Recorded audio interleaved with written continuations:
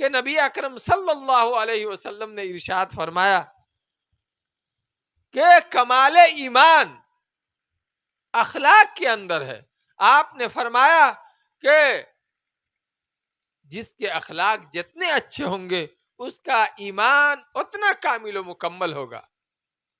जिसके अखलाक जितने अच्छे होंगे उसका ईमान उतना कामिल व मुकम्मल होगा। आप सल्लल्लाहु अलैहि वसल्लम ने इरशाद फरमाया, तुम में से बेहतरीन आदमी वो है जिसके अखलाक अच्छे हों। जिसके अखलाक जितने अच्छे होंगे, आप सल्लल्लाहु अलैहि वसल्लम ने फरमाया कि वो आदमी उतना ही बेहतर है। एक जगह आप सल्लल्लाहु अलैहि वसल्लम ने फरमाया, खैरुकुम लिअहलिही व अना खैरुकुम लिअहली, कि तुम में बेहतरीन आदमी वो है जो अपने घर वालों के लिए बेहतर हो, और मैं अपने घर वालों के लिए तुम में सबसे बेहतरीन आदमी हूं। तो अपने घर के अंदर भी एक बेहतरीन बाप बनकर जिंदगी गुजारना, एक बेहतरीन भाई बनकर जिंदगी गुजारना, एक बेहतरीन शौहर बनकर जिंदगी गुजारना, एक बेहतरीन बेटा बनकर जिंदगी गुजारना, ये हम सब की जिम्मेदारी है। आप सल्लल्लाहु अलैहि वसल्लम फरमाते हैं, जो आदमी अपने घर वालों के लिए जितना बेहतर है वो आदमी उतना ही बेहतर है। आज मेरे भाइयों और बुजुर्गों, ये भी हमारी कमजोरियां हैं कि हम अपने दोस्त और अहबाब में खुश मिजाज नजर आते हैं, बाजारों में सड़कों में खुश मिजाज नजर आते हैं, लेकिन जब हम अपने घर में पहुंचते हैं तो हम चिड़चिड़ा हो जाते हैं, बात बात में बदमजगियां पैदा करते हैं और बात बात में हम अपने घर वालों से उलझते हैं। आज माँ बाप को शिकायत है कि मेरा बेटा फला जगह तो बहुत अच्छा नजर आता है, लेकिन घर आता है तो पता नहीं उसको क्या हो जाता है, वो बात बात में झगड़ता है। इसी तरह एक बीवी को शिकायत है कि मेरा शौहर अपने दोस्त अहबाब के अंदर बहुत हंसता है, बहुत खुश मिजाज नजर आता है और बहुत पैसे खर्च करता है, लेकिन जब घर के अंदर आता है तो उसका चेहरा बदल जाता है। घर के अंदर आता है तो वो बखील हो जाता है, घर के अंदर आता है तो वो बात बात पर झगड़े और फसाद करता है। मेरे भाइयों और बुजुर्गों, इस्लामी जिंदगी में और हमारी इस जिंदगी के अंदर कोई जोड़ नहीं है। अगर हम अल्लाह तबारक व तआला के वाकई बंदा बनना चाहते हैं, हजरत मोहम्मद रसूलुल्लाह सल्लल्लाहु अलैहि वसल्लम के सच्चे गुलाम बनना चाहते हैं, तो हम सब की जिम्मेदारी है कि हम तलाश करें कि प्यारे आका सल्लल्लाहु अलैहि वसल्लम की जिंदगी क्या थी, और हम उस जिंदगी को तलाश करके अपनी जिंदगी के अंदर लाने की कोशिश करें। एक जगह हुजूर सल्लल्लाहु अलैहि वसल्लम ने इरशाद फरमाया, इन अस्क़ल शैइन युज़अ फी मीज़ानिल मुमिनी यौमल क़ियामह खुलुक़ुन हसनुन, कि कल क़यामत के दिन ईमान वालों के तराजू में सबसे ज्यादा अगर कोई वजनी चीज होगी, ईमान की अपनी जगह हैसियत है, ईमान से बढ़ के कोई चीज वजनी नहीं है, लेकिन ईमान के बाद नबी अकरम सल्लल्लाहु अलैहि वसल्लम इरशाद फरमाते हैं कि ईमान वालों के तराजू में सबसे ज्यादा अगर कोई वजनी चीज होगी तो उसके अच्छे अखलाक होगी। अच्छे अखलाक की इतनी अहमियत, अगर आप किसी से मुस्कुरा कर मिल रहे हैं, किसी से हंस के बात कर रहे हैं, तो आप ये सदका है। हम अगर किसी को फायदा नहीं पहुंचा सकते हैं तो अच्छी शक्ल के साथ, खुद हुजूर सल्लल्लाहु अलैहि वसल्लम किसी से मिलते तो बशाशत के साथ मिलते, मुस्कुरा कर मिलते, नाक भौं चढ़ी हुई नहीं होती थी, मुंह चिड़चिड़ापन नहीं होता था। नबी अकरम सल्लल्लाहु अलैहि वसल्लम की ये तालीमात है। इंसान इंसान को सताएगा, भाई भाई को सताएगा, बहुत दूर की बात है। बेटा अपने माँ बाप को सताएगा, कुरान में तो यहां तक है वला तकुल्लहुमा उफ़्फ़िन वला तनहरहुमा, के माँ बाप की तरफ से अगर कोई तकलीफ पहुंच रही है तो उसके बावजूद अल्लाह फरमाते हैं कि बर्दाश्त करो।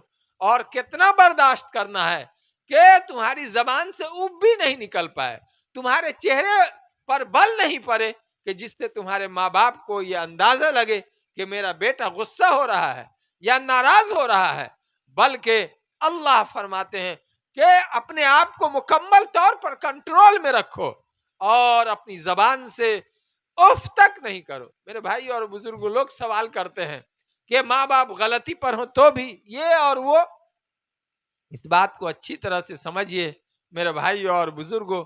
एक नौजवान की जिम्मेदारी है एक औलाद की जिम्मेदारी है, जितना सब्र कर सकता हो सब्र करे अल्लाह तबारक व तआला के लिए। और उसके जबरदस्त फायदे, हजरत इब्राहिम अलैहिस्सलाम, कि हजरत इब्राहिम अलैहिस्सलाम का कोई कसूर नहीं था। उन्होंने दीन की दावत दी, अल्लाह की तरफ बुलाया।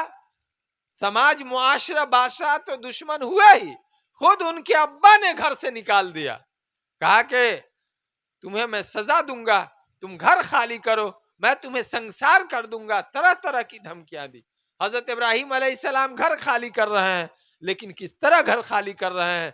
मर्दाना घर खाली कर रहे हैं, इंतहाई अखलाक के साथ अपना घर छोड़ रहे हैं, अपने अब्बा को जाकर सलाम करते हैं।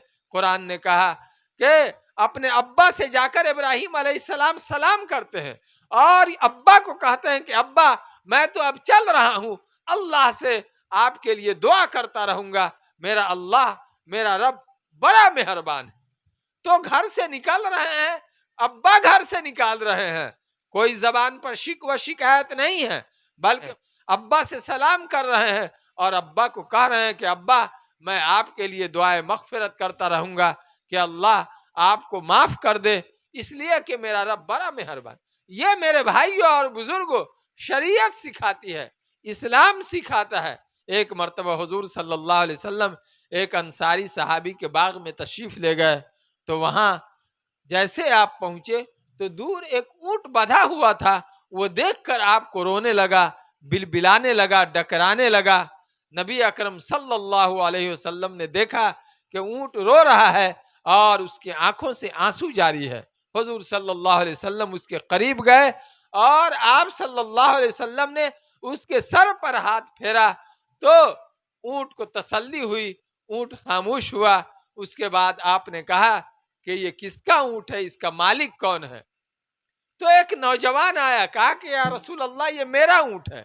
आप सल्लल्लाहु अलैहि वसल्लम ने फरमाया कि ये ऊंट तुम्हारी शिकायत करता है कि तुम काम इससे ज्यादा लेते हो और इसको खिलाते नहीं हो, खाने पीने में इसकी देख रेख नहीं करते हो, और जब काम की बारी आती है तुम इससे ज्यादा काम लेते हो।